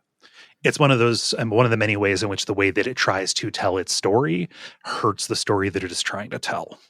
Yeah. Because I don't think it's necessarily trying to make that point, but the fact that so many people took that point from it, not necessarily the you should date women point of it, but that like, this whole game is saying something about men. And it's like, like there are guys like that for sure. I've lived with a lady like that. Yeah. Fucking sucks. There are assholes all over. Ascribing them to one personotype is just going to get you hurt. Like, yeah. Yeah. No. It's just like, oh yeah. You're just going to get sneak attacked by somebody, who you gerrymandered out of the possibility of being shitty. 100%. Like for a while in the mid 2010s, all Twitter was people calling out elder like queers in spaces for being abusive. Yeah. Like that was the discourse year after year for a long time. And like, I'm not saying that everyone who was taken aback by that was engaging in this person is safe because they're not a guy thing, but they might've been. And that attitude would lead to that. It's similar enough. It's close enough to be like, be careful around that, I think. Yeah. Yeah. Like just, you can judge character and you don't need these shorthand metrics for it. Yeah. And they're, dismissive. It kind of sucks. It's a little bit like the soft boy thing, right? Yes. Turns out how many of those guys ended up being, sliding into DMs in an inappropriate way. Yeah. Yep.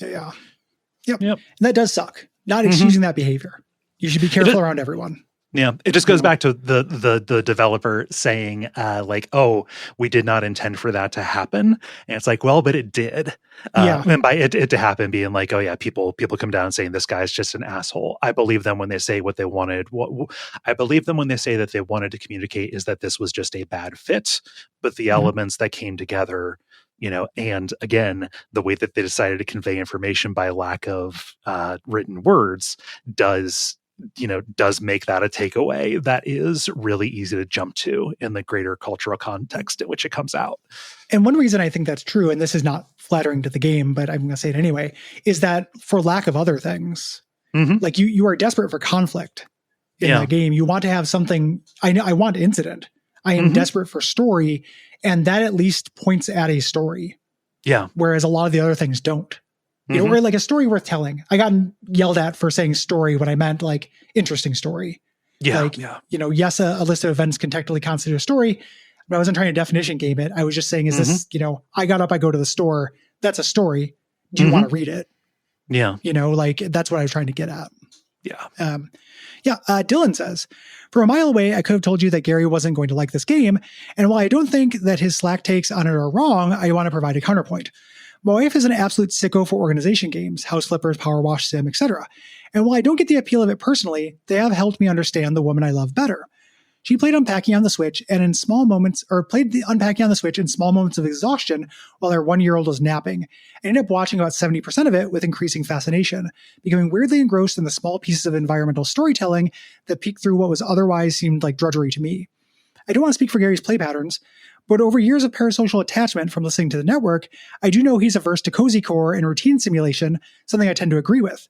But for someone like my wife, who loves organization, digital and otherwise, as a way to exert limited control over the chaos of her life, and who came from a conservative and repressed background, the specific story beats of Unpacking, small as they were extremely resonant. I got a lot of secondhand joy out of seeing it affect her so much. I think there's a real magic in a game like this that asks, without insisting or drawing a big red circle around it, that the players just live in somebody else's shoes and empathize with them. Every now and then, I think it might be enough for a game to ask, what if things were nice in a world that routinely tries to insist they can't be? I just think it's neat. Yeah.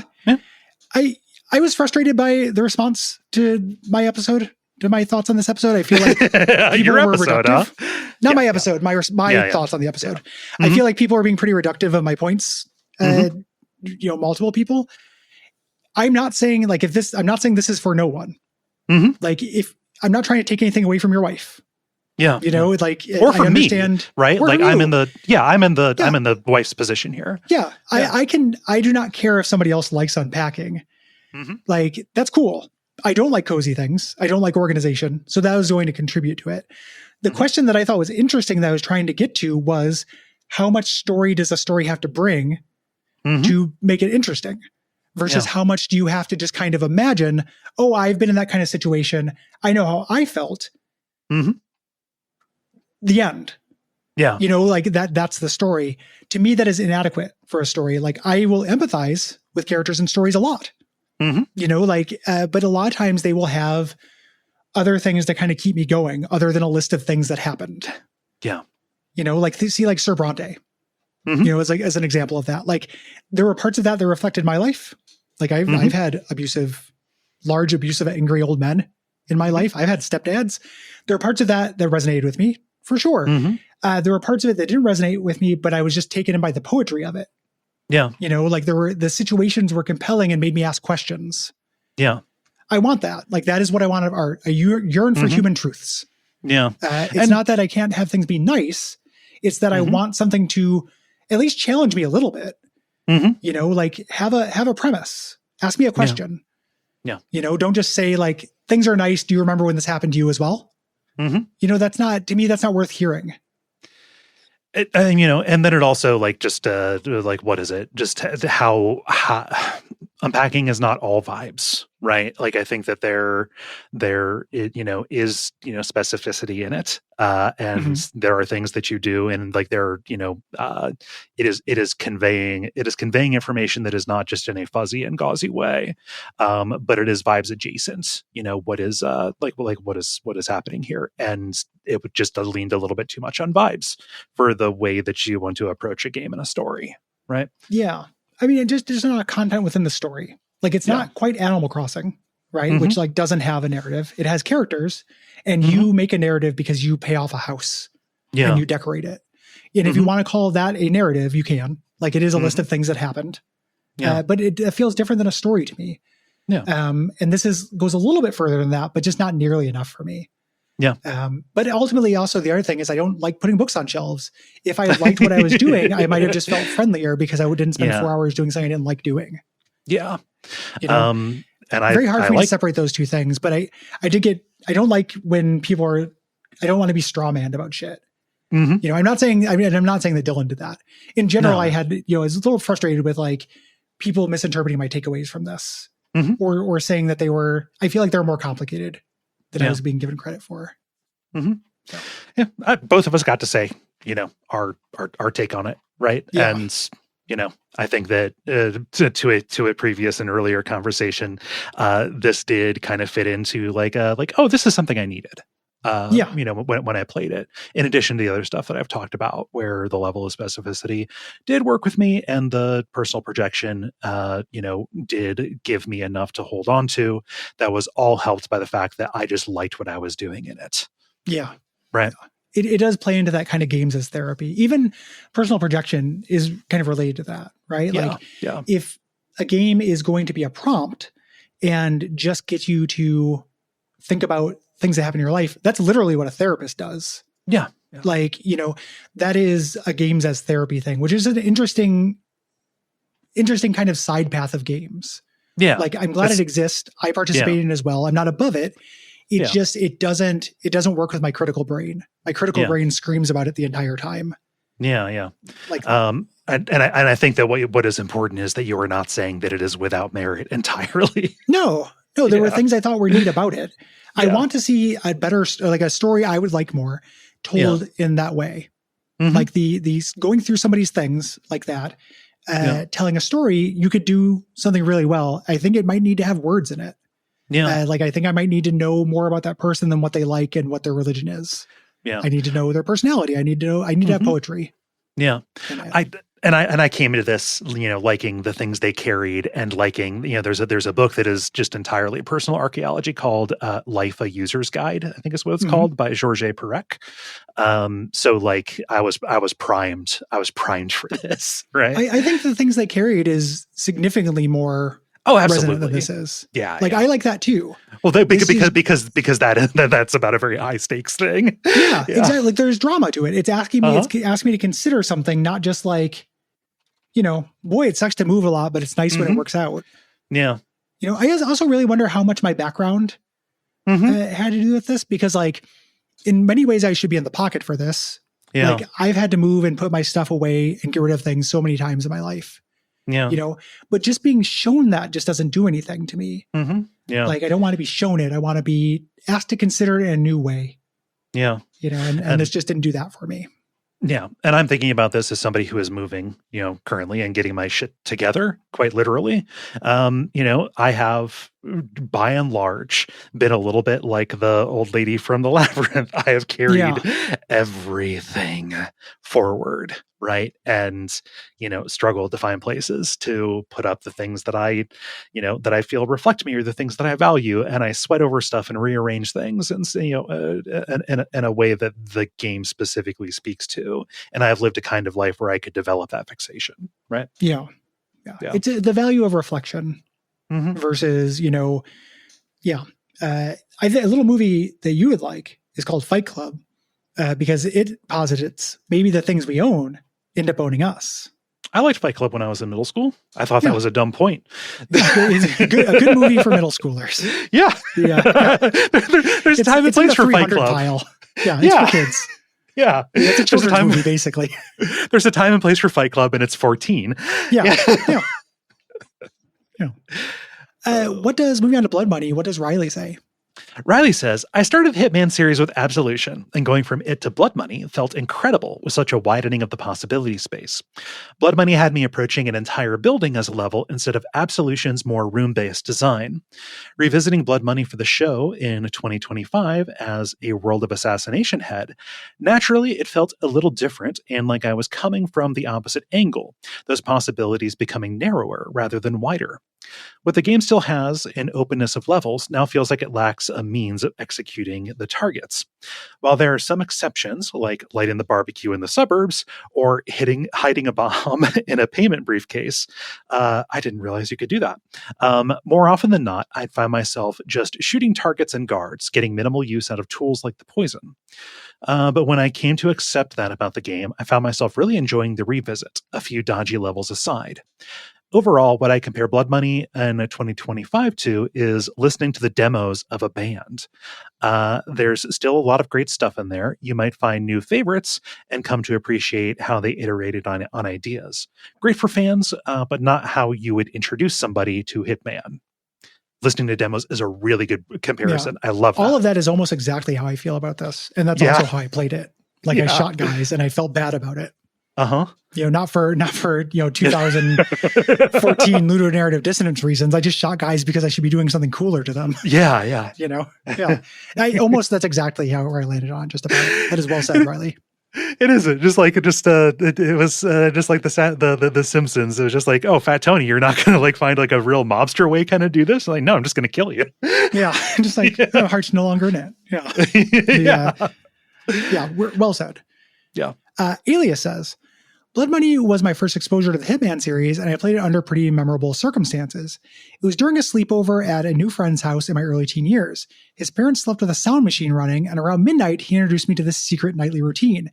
He crept past his parents' bedroom to the adjoining office, reconnected the internet his parents had disconnected before going to bed, took his father's work laptop with a beefy GPU to the first floor, poured us a small sip of his parents' nice scotch, and proceeded to install Hitman Blood Money on the laptop from a USB drive.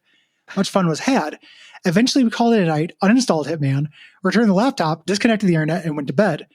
Having to hitman through my friend's house in the dead of night before playing Hitman is a core memory for me. There's also something amusing about my friend installing and then uninstalling Hitman on a near nightly basis. That is funny. love that. I love that entire story. Yeah, that's great. Yeah. Very funny.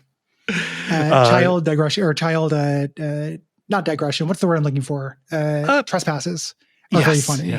Yeah. Also, just throwing the scotch in there for like the added danger, because we're being adult. Yeah, this is a cool, sophisticated adult thing to do. Yeah, like I like to smoke a pipe, steal a laptop, and install Hitman on it from a USB drive. This is discuss Wittgenstein and a Silk Road. Yeah, that's great. Just a bubble pipe in hand. Jake writes, I've been an avid player of the Hitman series for nearly 2 decades, and Blood Money has always stuck out to me for its tone and its first contract. Nearly every target in the series is a capital B bad person, from war crimes to drug smugglers, but not Mr. Clarence. I have pity for the guy. He never intentionally hurt anyone. That, coupled with the parents' anger and grief from losing their son, him begging for his life, and 47's almost annoyed tone asking him to look at the photograph, sticks out to me as one of the best morally gray parts of the series, where we're forced to play along with 47's true, dark, unemotional reality. It's something I wish the series did more. After all, we're not a hero. We're a hitman. P.S. Despite my reservations, I always beat Mr. Clarence to death with a hammer. Yeah, I'll tell you one thing. Me and my friends would beat Mr. Clarence to death with a hammer. I'll tell you that. Yeah, Swing King. Yeah, Swing King gets killed with a hammer. Hey, check out this swing. Pop. Yeah. It's funny the way that World of Assassination does kind of back up on that a little bit. Yeah. Like most of your targets in World of Assassination are at the very least like capitalism monsters. Yeah. Even if they're not drug dealers and absolute, bad people, war crime people. Mm-hmm. Enough of them are. Yeah. Like I think about the musician who like killed his girlfriend and shit like that. Mm-hmm. Like having a neutral moral valence to the people you're hired to kill is something the series kind of got rid of. Yeah. Yeah. And it does change the tone. It's interesting. Yeah. Finally, Mateus says, hello, Kay and Gary. I'm very excited to hear your thoughts on Blood Money. It was the first Hitman game I played and one of my first forever games ever since my mate pirated it on PC back in 5th grade. It has never left my hard drive. As much as I consider the modern Hitman, i.e. the World of Assassination trilogy, a superior game and a perfect evolution of what worked in previous Hitman games, there's one area where I find Blood Money superior: atmosphere. Older Hitman games had this grimy, sticky feel that got lost or sanded off in the new Hitman games. This combination of stylized character models, juvenile horniness, some edgelord sensibilities, and dated tech created this potent stylistic cocktail that IO Interactive seems unable or unwilling to recreate. I know that might seem off. After all, in modern Hitman, we can infiltrate Eyes Wide Shut style parties and feed narco barons to hippos. But in my opinion, as graphical fidelity of games and frontal cortexes of their creators both developed, something was lost in the process. Also, how good is that OST? Very good. Yeah. Yeah. It is weird in Hitman Blood Money. Like, World of Assassination trilogy is funny. Like, it is a slapstick game, if you let it be. But there is a scudginess to it. Like, and I don't know that I like it on the whole. Like, it's the Grand Theft Auto-y kind of thing where every wife is cheating on the husband. Like the CIA agent sniffing panties. Yeah. But to me, that is like, it is of its time, not in an excusing way, but it's just like, oh yeah, games just used to be like this. Yeah. Just like a sense of like, this was made by somebody who was very clearly in their like mid-20s. I think that there is a charm to that. Like I get that, like as a charming thing. I don't necessarily miss it. Yeah. Its atmosphere wouldn't be how I describe it. But I just different eyes. Like I didn't see it as atmosphere. I do understand like a charm of it though. Yeah. Like there is some like 2000 scud shit that's kind of fun with that stuff. Mm-hmm. That I can completely understand moving away from while still keeping it funny. Like, I don't know. Hitman games are some of the funniest games I've ever played. They're really funny. Yeah. And part of it, the big thing I missed was Hitman was 47 talking, which we talked about that, but like him actually being a very funny comedy character Like one of the funniest. Oh, it's a great discovery, right? Yeah, not just, the game is funny because you do slapstick, but the things he says are funny. That was a very pleasant surprise. Yeah. You've listened to the end of the episode, or Gwen has spoiled this for you, the coward. But we're here now ready to announce the games for January. Next month is obviously Wasteland 3. Yes. Obviously. And patrons are getting our live episode from Portland Retro Gaming Expo about the best and worst 7 out of 10 games of all time with the Retronauts. But we also have games coming up in the new year. We do. So the first episode, because we want to take a little bit of time off on the holidays, is going to be a rerun. A lot of people don't know that on Bonefireside Chat, we did a whole episode about the original Legend of Zelda. Yeah. And we're going to be bringing that over to this feed. Yeah. It's we talked about this when we kind of did our restructure that sometimes we're going to do reruns to give us some time off. This is one. We did one in the past year as well. Yeah. And we did a lot of stuff on Bonefireside Chat that would make sense for WOFF. That I feel like, hopefully expose that to a new audience. I love starting the new year with like a classic Nintendo game. Yeah. We've done that several times with Mario 3 and Mario 2. After that, we're doing another kind of special game. We're doing a guest episode. Kay is moving, so we're making some space for that. I'm doing an episode with Will about The Binding of Isaac. Will it just be an extended everything to Guppy? No. I'm going to make it my business for it not to be like a 2-hour everything to Guppy. As much as sickos would enjoy that, I have our livelihoods to consider. I would like that to be a place for Will and I to talk about what actually makes that game really special and not just, improvise meanly at each other. I genuinely there's no universe in which that's not one of my favorite games of all time. I've spent more time with it than anything else. I think it is genuinely very, very impressive. And we don't talk about that in the network anymore because we have everything to Guppy. So it's not going to be a full WOFF where we talk about everything because there's just too much shit. If you're expecting us to, explain what all the characters' gimmicks are, we're not going to do that. Yeah. We're going to kind of have a series of discussion points about what makes that game special. Yeah. So I think it'll be good. And I think it'll be fun for people to actually hear about Binding the Binding of Isaac, the game. I like Smart Will. That's his words, not mine. But he talks about, being Smart Will. Guppy's a stupid show, but doing Will's a good critic. I liked him on the Split Fiction episode as well. I've liked him when he guests on Retronauts and everything. He's a good critic. I think that will be an interesting and good discussion. Yeah. After that, we are going to be playing Theif II: The Metal Age. This is a Gary pick. Yeah. It's been too long since we've done an in-sim. We did one last year, but we got to get a classic one. And this is something I've never beat, which is insane for how much I love Looking Glass Studios. And all of their stuff. There's going to be some hard to get around edges in that, but we're on computer. If we have to no clip through a Maze of the Undead, so be it. That's okay. And then finally, our premium episode for that is going to be the RoboCop game. The new RoboCop Rogue City. Yeah, RoboCop Rogue Oreo. We will be playing. That's our premium. Everybody gets the generalities. We'll do the specifics. I've not played that. That's a patron request from Corey. I'm excited to play it though. It seemed good to me. Yeah. Same. I have heard a lot of very good things, specifically that calls back to an era of first-person shooters that you don't see called back to an awful lot. I have a lot of affection for that kind of thing. See, also when we played Fear. Yes. I like distinct eras of FPSs. I find them really easy chugs. Generally, really easy asks. Go down smooth, both in terms of playing for work and also enjoying myself. And RoboCop shit will happen, and you can get to do RoboCop shit. And I the idea of a robot cop is appealing to me. I don't like cops. I'm pretty sick of robots, but if you put RoboCop together, I'm kind of into it. He's funny. He does. It's kind of like 47. Anyone who's going to walk around and shoot people in monotone, kind of funny. Kind of works for me. It works. You excuse it. You morally condone it.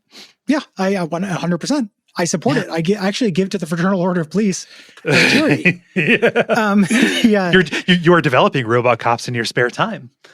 Yeah, trying to make myself more of a cop. I'm taking my robots and making them more cops, and taking my cops and making them more robots. Yep. If you have things to say about Wasteland 3, please write in by December 15th. If you have things to say about any of those games we just mentioned, please write in by January 15th. If you have multiple things to say, do them in multiple responses and try to stay brief and specific. Yes.